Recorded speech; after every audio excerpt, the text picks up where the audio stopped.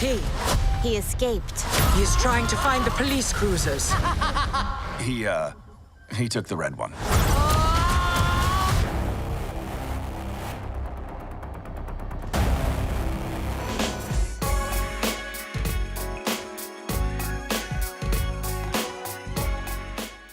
Hello, and thanks for joining us today. Tom Cruise versus a small blue alien at the French box office. And guess who won? Stitch has officially beaten Mission Impossible in France with 1.3 million tickets sold in just 1 week. That makes Lilo and Stitch the biggest box office opener of 2025, leaving Tom Cruise's latest action thriller in the dust. So how did a beloved Disney classic from 2002 outmuscle Hollywood's biggest action star? Olivia Salazar-Winspear has the story. Dressed for the occasion, complete with props, for a long-awaited trip to the cinema. It's crazy, look at this. Top-to-toe Stitch. They've got notebooks, pencils, it's all they've been into for months now. We have apprehended a dangerous experiment. Where is... The little extraterrestrial is an unlikely mascot, but he's back on screens and filling seats at movie theatres. He's so cute and fluffy. He is your responsibility. Got it. We promise. Yeah. Stitch is a mischievous furball who befriends Lilo, a little girl who's a little lost. Their friendship's a winning formula and has charmed young audiences all over the world. Hey, what are you doing? He's blue, with some dark blue spots and funny ears. I thought it was funny. It made me smile. Sometimes I even cried a bit, but it's really good. He's cute, and I really like the story.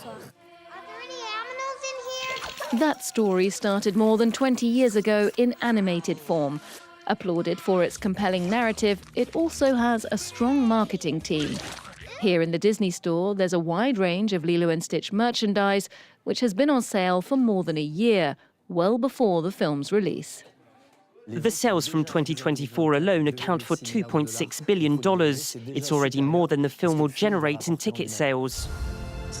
And its success at the box office means Lilo and Stitch is among the top 10 most successful Disney franchises. Well, so much excitement around this film, I know, as my daughter Eden is a big fan. Next then, Squid Game, the immersive experience, has just landed in London, hot on the heels of a sold-out run in Madrid, and with shows still buzzing in New York, Sydney and Seoul. Step inside and you're not just watching the series, you're living it. With real actors and mind-blowing set designs, the intense atmosphere of Squid Game comes alive all around you. Players face a series of challenges, testing memory, precision, strength and reflexes, just like in the show. Here's Antonia Kerrigan. For those who watched the Korean sensation and envied its characters, Squid Game The Experience has opened in London. It's like the show, but perhaps a little less cutthroat. Squid Game The Experience. This is the opportunity to go into the world of Squid Game and play the games that you've seen on the TV show for yourself this time. Hopefully not getting shot, but winning points and battling against your mates. Marketed as the ultimate test of survival, strategy and skill, it has the trappings of the Squid Game dystopia, the masked guards, the harsh lighting and the numbered tabards for participants. And the games themselves are straight from the programme. Red light, green light, supervised by the childlike but malevolent robot Young-hee. Or Round and Round, adjudicated by the villain frontman.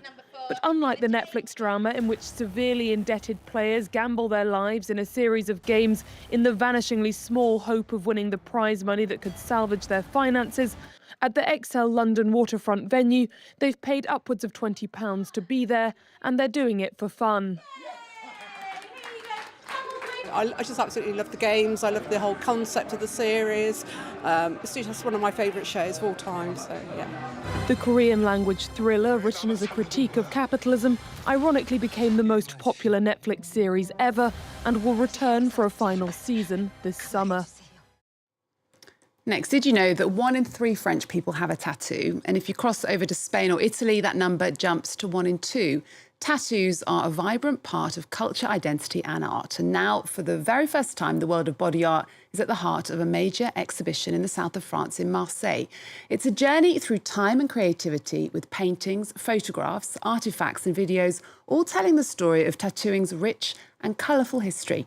Our reporter Florence Gaillard dove right into the heart of the exhibition to uncover its secrets and surprises. In the French city of Marseille, the Vieille Charité Center is taking a closer look at an ancient yet controversial art form, tattooing. Nearly 300 works have been brought together at this exhibition to retrace the history of body art, a practice that was once considered primitive or barbaric in the West. Practices that go as far as the insertion of plant parts, coffee beans, or coral in scarification marks and tattoos.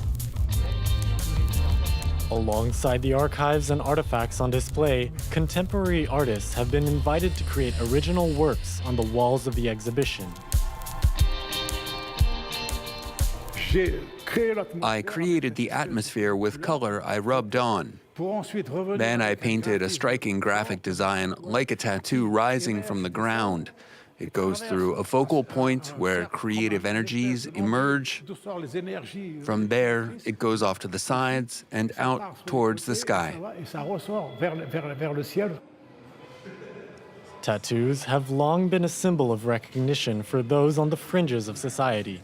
Today, the practice remains a form of expression for minorities, like the gay Iranian model Sharok, who has been forced into exile. It's Zan Zendegi Azadi, which is woman, life, freedom, which are the 3 words of the slogan of a very progressive movement that Iranian women started a few years ago. Perhaps this body is not created to be always strong, to serve in the military, in the war. Sometimes it's just to be a male body, to be sensual, to be sensitive. Tattoos have always been a part of Marseille's culture. One of the local figures of its countercultural landscape is La Cagole, a young woman known for her revealing outfits and strong language. Photographed through a feminist lens, she challenges patriarchal stereotypes. She doesn't seem like a complex subject, but in fact she is. Her tattoos are provocative and cute at the same time. She proudly displays the words "pay me" above her chest. She doesn't give in to patriarchal standards, and she affirms her look in a space where it doesn't conform.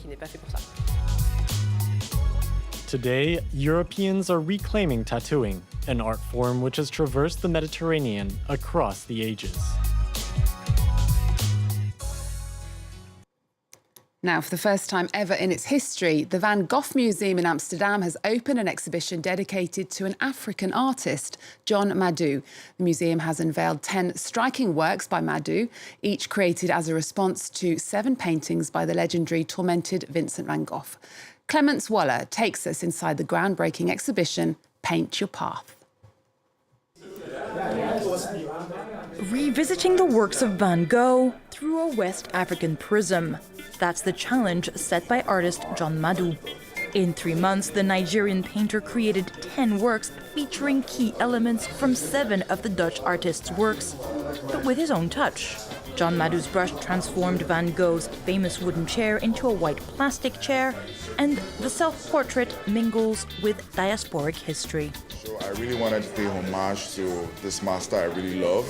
So I thought, like, for it to blend perfectly, the strokes, the brush strokes, the color theme should connect together.